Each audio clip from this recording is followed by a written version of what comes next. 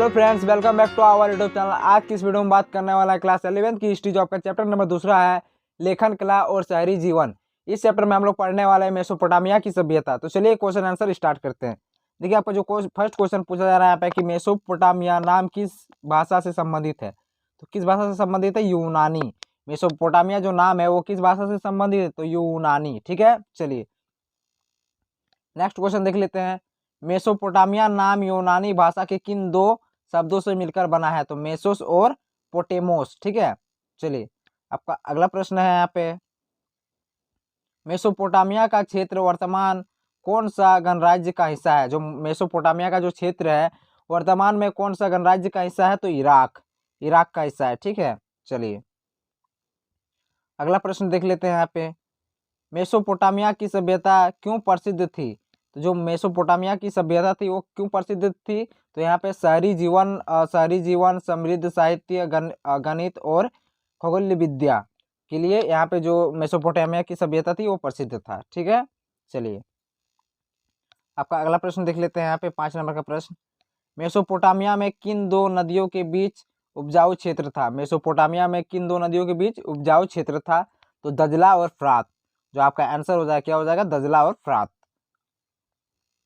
चलिए 6 नंबर का क्वेश्चन देख लेते हैं यहाँ पे, मेसोपोटामिया में पुरातत्व खोजों की शुरुआत कितने दशक में हुई? तो कितने दशक में हुई थी? 1840 के दशक में हुई थी। किस देश में 7000 से 6000 ईसा पूर्व के बीच खेती शुरू हो गई?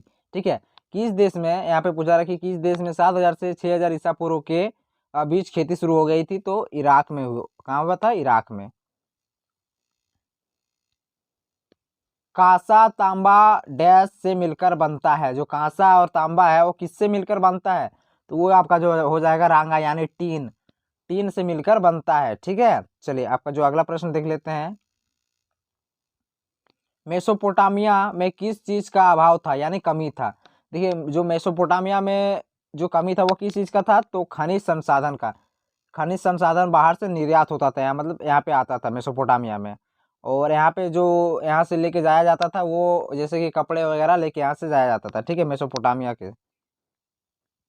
चलिए अब अगला प्रश्न देख लेते हैं, मेसोपोटामिया में जो पहली पट्टिका पाई गई वो लगभग कब की है? जो पट्टिका पाई गई थी, पहली पट्टिका, वो कब की थी?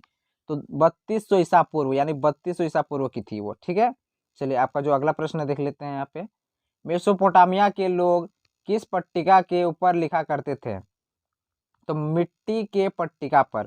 किस पट्टिका पर? मिट्टी के पट्टिका के ऊपर। ठीक है, चलिए अब अगला प्रश्न देख लेते हैं, मेसोपोटामिया की सबसे पुरानी ज्ञात भाषा कौन सी है? जो मेसोपोटामिया है, सभ्यता है, उसकी सबसे पुरानी ज्ञात भाषा कौन सी है? तो सुमेरियन। सुमेरियन आपका आंसर हो जाएगा यहाँ पे। ठीक है, चलिए 13 नंबर का प्रश्न देख लेते हैं यहाँ पे, मेसोपोटामिया में 2400 ईसा पूर्व, यहाँ पे ईसा पूर्व होगा, ईसा पूर्व के बाद धीरे धीरे कौन सी भाषा सुमेरियन भाषा का स्थान ले लिया? देखिए, पहले जो बोला जाता था सुमेरियन भाषा बोला जाता था। ठीक है, तो धीरे धीरे करके सुमेरियन भाषा के बाद अब कौन सा भाषा आ गया? तो अगधी भाषा आ गया। अगधी। आंसर क्या हो जाएगा आपका? अगधी भाषा। ठीक है, चलिए अगला प्रश्न देख लेते हैं यहाँ पे, उर्रक क्या था? जो उर्रक था वो क्या था? ठीक है, तो मेसोपोटामिया शहर, मेसोपोटामियाई शहर था। ठीक है, चलिए आपका अगला प्रश्न देख लेते हैं यहाँ पे, उर शब्द किस देवता के लिए उपयोग किया जाता है?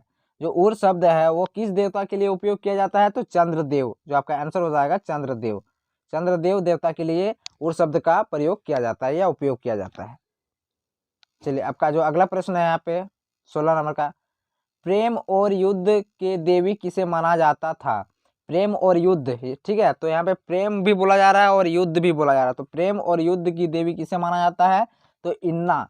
ये वाला डैश तो यहाँ पे नहीं लगेगा। ठीक है, यहाँ पे गलती से टाइपिंग हो गया होगा। इन्ना आपका जो आंसर हो जाएगा, इन्ना।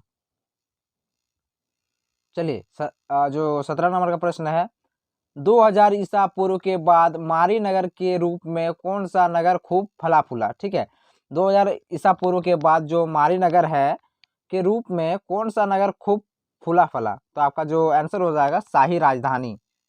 शाही राजधानी नगर। ठीक है, चलिए अगला प्रश्न आपका क्या है, मारी के राजा किस समुदाय के थे? जो मारी का राजा था वो किस समुदाय का था?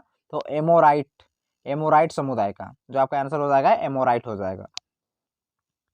चलिए 19 नंबर का प्रश्न देख लेते हैं यहाँ पे।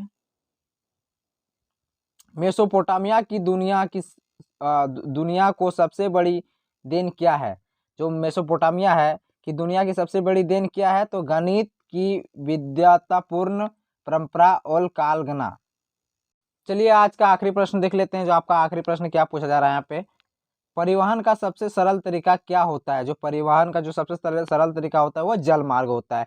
क्योंकि अगर आप सड़क पे गाड़ी वगैरह देखते होंगे तो अगर गाड़ी वगैरह चलाते होंगे तो उसके लिए रोड का आवश्यकता पड़ेगा, फ्यूल की आवश्यकता पड़ेगा, ठीक ना। तो इसीलिए आपका जो ईजी हो जाएगा वो जल मार्ग का जो रास्ता है वो सबसे सरल तरीका है। तो आप वीडियो कैसा लगा दोस्तों तो कमेंट करके बताएं। अगर चैनल पे न्यू है तो चैनल को सब्सक्राइब कर लें। चलिए मिलते हैं नेक्स्ट वीडियो में। जय हिंद, जय भारत, वंदे मातरम।